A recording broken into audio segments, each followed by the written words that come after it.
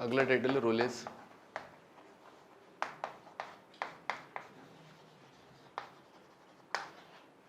Rolle's theorem बेटे बहुत important है ना।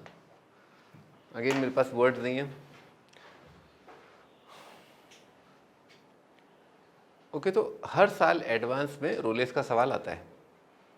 हर साल आईआईटी के एडवांस में रोलेस का सवाल आता है। मेंस के सवाल में, मेंस के पेपर के अंदर आता है नहीं आता है, ऑल्टरनेट ईयर आते ही आता है, मतलब ऐसे मान लो। लेकिन एडवांस में तो आती है, क्योंकि ये एक्चुअली में बहुत मतलब इंपॉर्टेंट और डिफ़िकल्ट कॉन्सेप्ट है। मतलब एप्लीकेशन इसका इतना एक्सट्रीमली डिफ़िकल्ट बनाया जा सकता है कि जिसकी कोई हद नहीं है ना।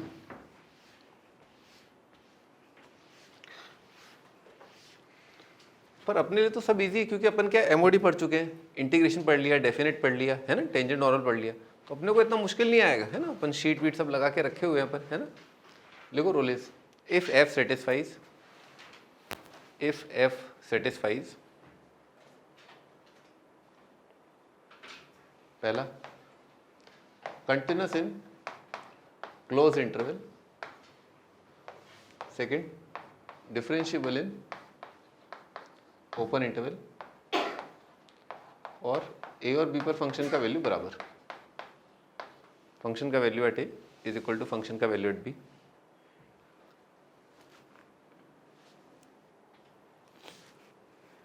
F a is equal to f B.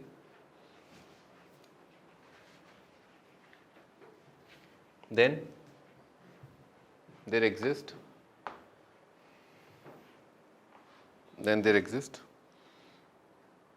at least one point, then there exist, बेटे there exist का सिंबल पता ही आपको है ना, उल्टा ही। there exist at least one C belonging to open interval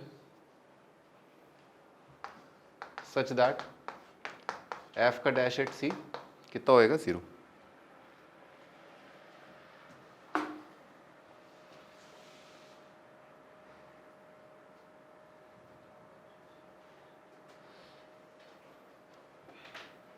आइए पहले तो इसको, अरे बातें नहीं, हाँ पहले तो अपन इसको महसूस करते हैं, क्योंकि बहुत इंपॉर्टेंट है।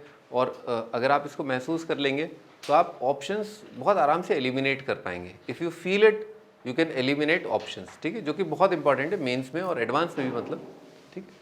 तो बेसिकली कह रहा है कि फंक्शन जो है उसका ग्राफ बनाया गया है बिना पेन उठाए, ठीक है ना। किस इंटरवल में, क्लोज इंटरवल में। तो पॉइंट से स्टार्ट किया और पॉइंट पर ख़त्म किया है, ठीक है। ओपन इंटरवल मतलब आप जानते हैं ओपन इंटरवल के मायने क्या हैं, ठीक है ना।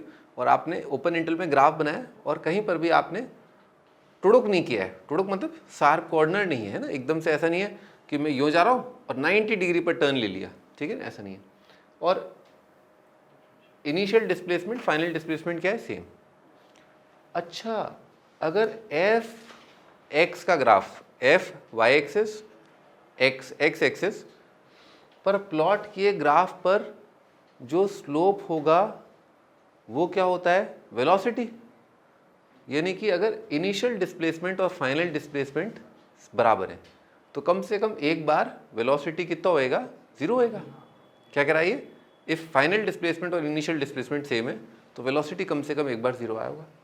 अच्छा, इसका मतलब ये हुआ कि अगर मान लो मैं अपने घर से निकलूं और लौट के वापस आ जाऊं तो मेरा डिस्प्लेसमेंट 0। तो ऐसा हो नहीं सकता कि मेरी स्पीड कभी, मतलब वेलोसिटी कभी 0 ना हुई हो। ऐसा हो सकता है क्या? इज इट पॉसिबल मैं वहीं back to the same point आ जाऊं और स्पीड कभी 0 ना हो, वेलोसिटी? हो सकता है ऐसा? आइए देखते हैं इसको। तो ऐसे एक मोटा मोटा ग्राफ बना रहे हैं। ये बेटे पॉइंट है ए, यहाँ पर वाई कोऑर्डिनेट भी, यहाँ पर एक्स कोऑर्डिनेट भी, और वाई कोऑर्डिनेट क्या है, ए और बी पर वाई कोऑर्डिनेट सेम। आपने क्या करना है, यहाँ से आपको स्टार्ट होना है और यहाँ पर आपको ख़त्म करना है, और क्या करना है आपको, यहाँ तक पहुँचना है, ठीक है। क्या ऐसा हो सकता है कि कभी भी टेंजेंट लाइन का स्लोप कर्व पर 0 ना आए?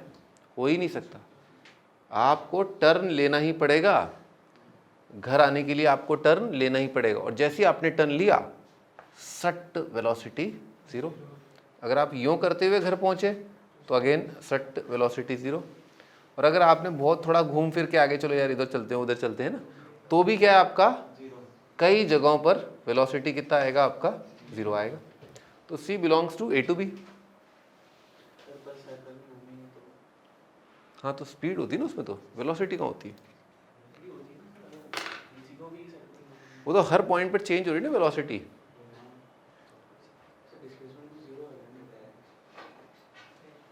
हाँ सर्कुलर में ऐसा नहीं होता। तो यहाँ पर आप जो ग्राफ ड्रॉ कर रहे हैं ना, यहाँ पर जो ग्राफ ड्रॉ कर रहे हैं ये, और सर्कुलर डिस्प्लेसमेंट यहाँ पर कैसे दिखाओगे? तो अगर आप इस पॉइंट से लेकर के इस पॉइंट पर जा रहे हैं, ये आपका डिस्प्लेसमेंट टाइम ग्राफ है, तो डिस्प्लेसमेंट टाइम ग्राफ में इनिशियल और फाइनल डिस्प्लेसमेंट सेम है, तो आपका जो कम से कम एक पॉइंट है उस पर वेलोसिटी 0 आया होगा। ज़्यादा पर भी आ सकता है, 2 पर आ सकता है, 3 पर आ सकता है, पर 1 पर तो आएगा ही आएगा, है ना। इस बात को ऐसे लिख लो। प्रूफ मतलब आपको थोड़ा और मैथमेटिकली प्रूफ देता हूँ मैं। At least one point of extrema, at least one point of extrema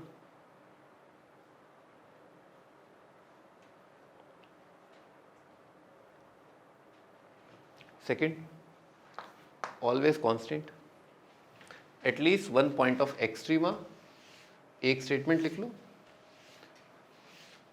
second, always constant. देखो बेटे, अगर आप जो है या तो आपने अपना स्पीड जो है हमेशा सेम रखा, ठीक है, यूँ करके आप यूँ ट्रैवल कर रहे हो, ठीक है ना, यानी कि स्पीड देख लो आप dy/dx कितना आएगा 0, तो मतलब आप यूँ चले गए तो आपका स्पीड क्या कितनी जगह 0, इनफाइनाइट जगह 0, ठीक है ना, हमेशा 0, वो भी सही है, कोई दिक्कत नहीं।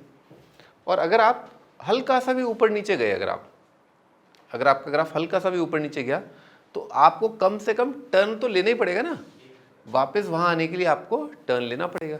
यानी कि एक्सट्रीमा का मतलब क्या होता है, या तो मिनिमा या मैक्सिमा। कहीं पर भी मिनिमा या मैक्सिमा आया और आपका डेल्टा कितना आ जाएगा, 0 आ जाएगा। लिख लो, आगे लिखो। क्वेश्चन कैसे आते हैं इस पर?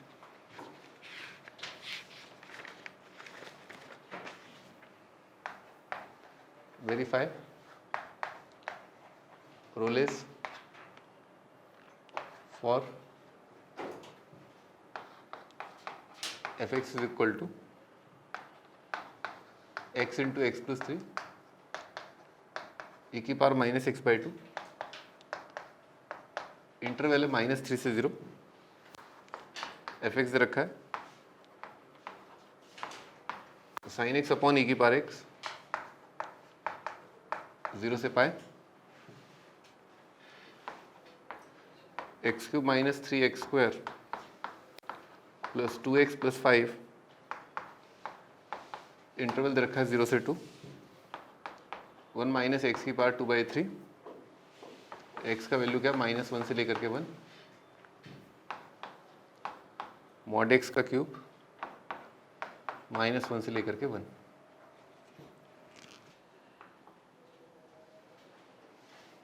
अभी ध्यान से देखो, वेरीफाई रोलेस का मतलब ना, ये 5 सवाल आपके सामने हैं, जैसे पहला वाला है।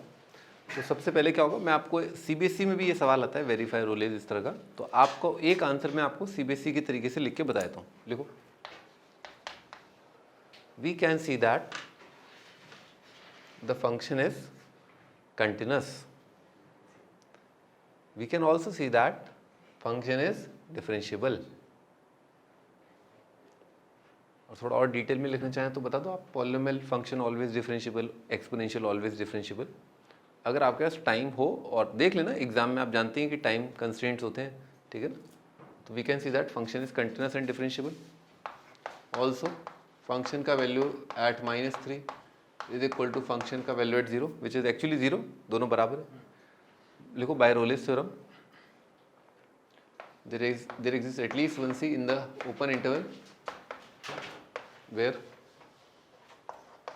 f dash at c कितना होगा 0, कम से कम एक पॉइंट जरूर होगा जहां पर डेल्टा ई होगा, ठीक है ना, डेल्टा ई होगा। अब आप इसको डिफरेंशिएट कर दें, तो इसको डिफरेंशिएट किया प्रोडक्ट रूल से, x square plus 3x e की power -x/2 into -1/2 is equal to 0, ये और ये क्वांटिटी गॉन। यहाँ कितना आएगा -4x -6 प्लस कितना आएगा x² plus 3x is equal to 0। कितना रहा x² - x is equal to 0। x का वैल्यू कितना रहा है 3 और -2 है ना बेटे। 3 तो अपने को नहीं चाहिए क्योंकि अपन उस पॉइंट की बात करते हैं जो आपका इस इंटरवल के अंदर हो, है ना। तो आपका ये 3 तो आपका रिजेक्ट हो जाएगा, है ना। तो c का वैल्यू कितना आया, आप कैसे बोलोगे, c is equal to -2। Rolle's कहाँ पर वेरीफाई हो रहा है, इसे कैसे बोलते हैं, Rolle's is verified at x equal to -2 या c इज इक्वल टू -2, या ऐसे बोलते हैं c ऑफ रोलेज इज -2। कैसे बोलते हैं, c ऑफ रोलेज इज -2। हाँ भैया sin x अपॉन e⁻x, इसको आप ऐसे लिख लो sin x into e⁻x, differentiable upon differentiable, differentiable continuous है ही। 0 पर sin 0, 180 पर sin 0, डिफरेंशिएट कर दिया है ना। साइन का डेरिवेटिव कितना आएगा cos और -e⁻x इंटू sin x है ना, is equal to 0। cos is equal to sin, tan is equal to 1। बेटे 0 से पाई में tan थीटा 1 का आएगा 45। तो रोलेस का c कितना आ गया आपका 45, ठीक है।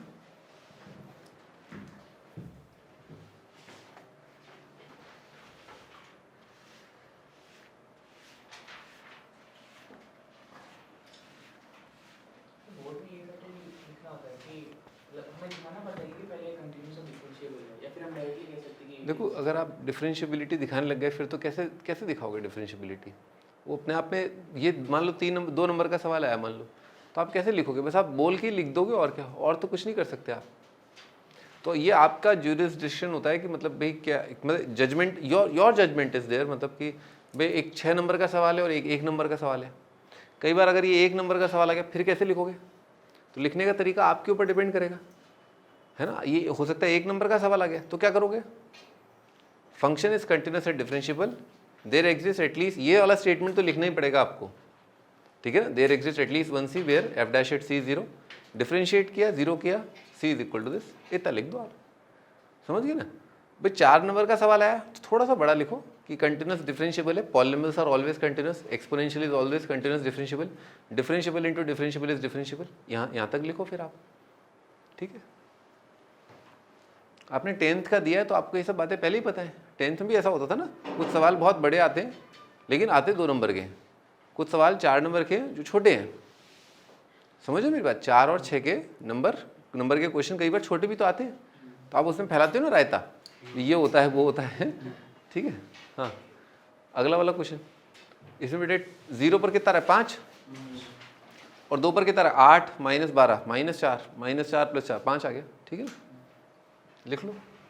पॉलिनोमियल तो हमेशा कंटिन्यूस डिफरेंशिएबल होते हैं, तो 0 पर और 2 पर वैल्यू कितना आ रहा है 5, c बिलोंगिंग टू 0 से 2 f dash at c is equal to 0, कितना आ रहा है 3c² minus 6c plus 2 is equal to 0। c का वैल्यू कितना आएगा 6 plus minus under of b² minus 4 into 6 upon 6 है ना, कितना आ गया 1 प्लस माइनस 12, 2√3 है ना, तो √3/3 1/√3, ठीक है। 1 प्लस माइनस 1/√3 आ रहा है। कितने c आ रहे हैं यहाँ पर, 2 c आ रहे हैं, क्योंकि दोनों ही आपके इंटरवल 0 से 2 में है। तो मैंने बताया था ना आपको कि कई जगह पर डेरिवेटिव आपका 0 हो सकता है, एक जगह तो होगा ही होगा, 2 जगह भी हो सकता है।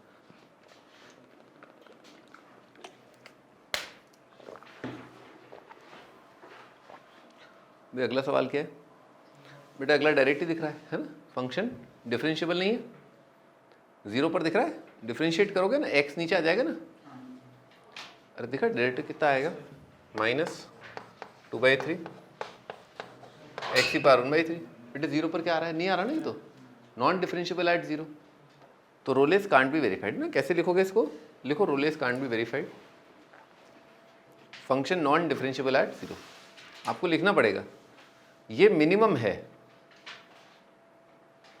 Rolle's can't be verified, function non differentiable eight 0।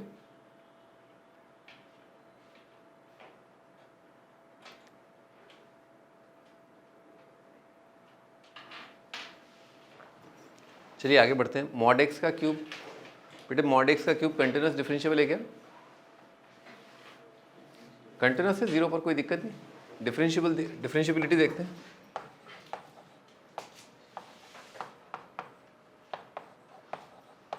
बेटे मॉड खोला ऐसा ऐसा आएगा, है ना। जीरो पर कितना आ रहा है बेटे डेरिवेटिव? जीरो। जीरो पर LHD जीरो, तो yes it is differentiable eight zero. Function differentiable है जीरो पर, तो इसका मतलब क्या हुआ? रोलेज अप्लाई कर सकते हैं। 1 - 1 पर वैल्यू बराबर कंटिन्यूस है, डिफरेंशिएबल है, रोलेज अप्लाई कर सकते हैं। अच्छा कौन से पॉइंट पर डेरिवेटिव जीरो आ रहा है? जीरो पर। अभी देखा ना अपन ने, जीरो पर डेरिवेटिव कितना आ रहा है? जीरो आ रहा है। तो लिख लो Rolle's verified at x equal to zero, या C of Rolle's is zero. C of Rolle's is zero.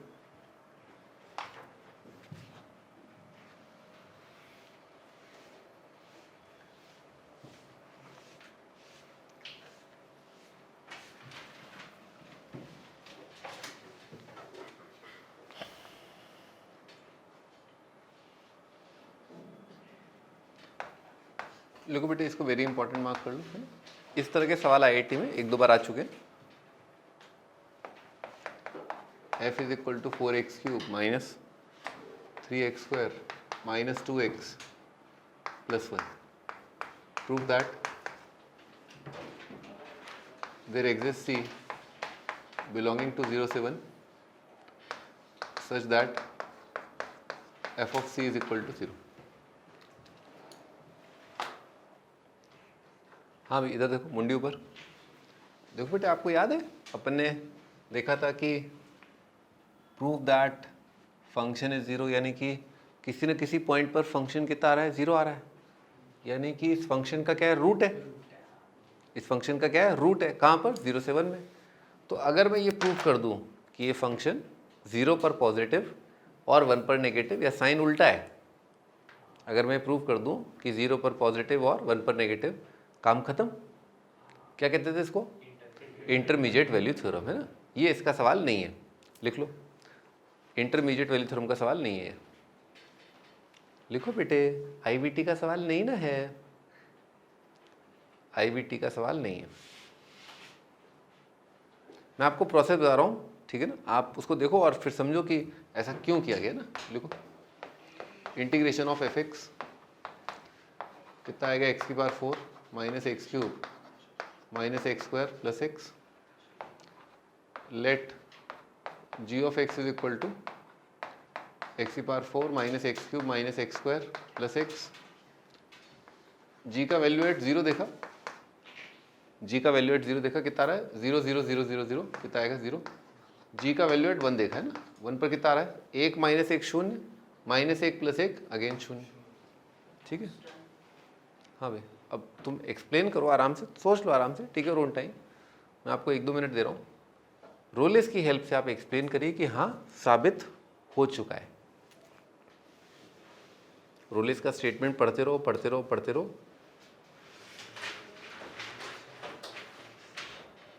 पढ़ो, देखो क्या हो रहा है।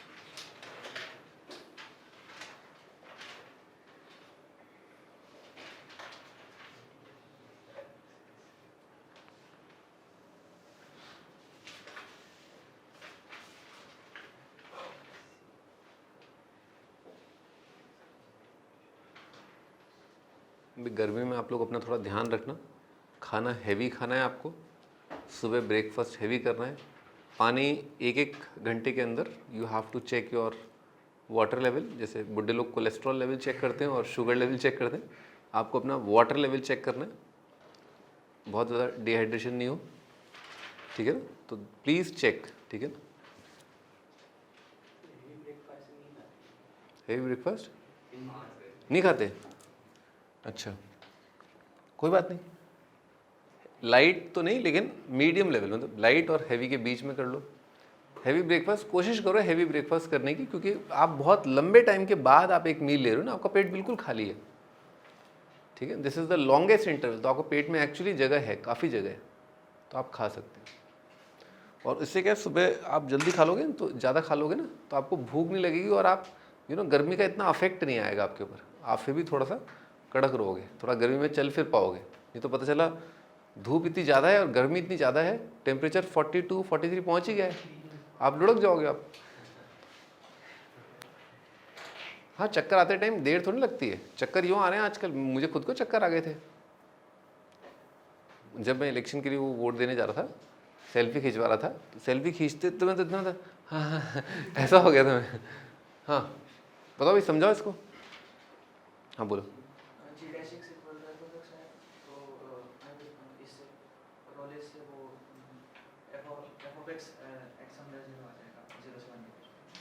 सही है, अपन ने किस पे रोलेज लगाया? जी पर, है ना। We have applied Rolle's on जी। और जी एक कंटिन्यूस डिफरेंशिएबल फंक्शन है, दिख ही रहा है। एक कंटिन्यूस फंक्शन डिफरेंशिएबल का एंड पॉइंट पर वैल्यू कितना है? सेम। तो अगर एक कंटिन्यूस डिफरेंशिएबल फंक्शन का इंटरवल के एंड पॉइंट पर वैल्यू सेम आ रहा है, इसका मतलब क्या हुआ? कम से कम एक पॉइंट ऐसा होगा जहाँ पर जी का dash there exist at least one point C where G dash at C कितना आएगा? 0। और क्योंकि हम इसको इंटीग्रेट करके लाए हैं, आप थोड़ा सोचिए भाई, आपको प्रूव करना था फंक्शन 0 है। रोलेज क्या कहता है? एफ डैश 0 होगा। रोलेज क्या कहता है? डेरिवेटिव 0 होगा। तो एफ किसका डेरिवेटिव है? अपने इंटीग्रेशन का। एफ किसका डेरिवेटिव है? अपने इंटीग्रेशन का। भाई फंक्शन मैं किसका डेरिवेटिव हूँ? अपने इंटीग्रेशन का डेरिवेटिव हूँ, ठीक है ना। तो आप इंटीग्रेट कर दीजिए, उस पर रोलेज लगाना है। आइडिया लग गया आपको, ठीक है ना, कि हाँ इंटीग्रेशन क्यों कर रहे हैं? क्योंकि मैं किसका डेरिवेटिव हूँ? अपने इंटीग्रेशन का डेरिवेटिव। ठीक है, सिंपल हो गया प्रूफ, है ना। हाँ, आईवीटी का क्यों नहीं है? क्योंकि बेटे ये उसका वो क्या कहते हैं, रोलेज का सवाल है। आईवीटी से आप कर पाओगे, आईवीटी से क्या है, आप ऐसे कर लोगे, है ना, आईवीटी से ऐसे कर लोगे, लेकिन आपको बहुत जुगाड़ तुगाड़ लगाना पड़ेगा, है ना, जुगाड़ तुगाड़ लगाना पड़ेगा। 1 पर वैल्यू देखो इस फंक्शन का कितना आ रहा है? 4 और 1 5। 1 पर वैल्यू आ रहा है 0। देखिए मैं आपको ग्राफ बताया था, ऐसा बनेगा इसका ग्राफ, है ना। आप क्या बोल दीजिए कि इसका जो डेरिवेटिव है ना, क्या बोल दीजिए, इसका जो डेरिवेटिव है जहाँ पर 0 आ रहा है वहाँ पर फंक्शन का वैल्यू कितना आ रहा है? नेगेटिव। निकाल लोगे डेरिवेटिव, डिफ्रेंशिएट करोगे, क्वाड्रेटिक का आएगा, क्वाड्रेटिक का रूट अपना निकालने का बाएं हाथ का काम। वहाँ पर वो वैल्यू आप पुट कर दो, यहाँ नेगेटिव आ गया और यहाँ पर आपका पॉजिटिव आ गया, खत्म। ठीक है ना, ऐसे करके आप प्रूव कर सकते हो।